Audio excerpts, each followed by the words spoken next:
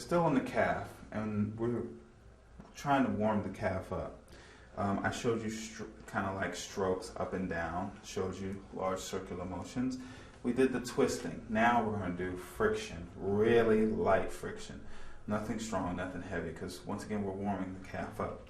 So it's just nice, kind of like friction. You're going to feel a lot of heat on your hand and coming from her leg. It's just a lot of friction.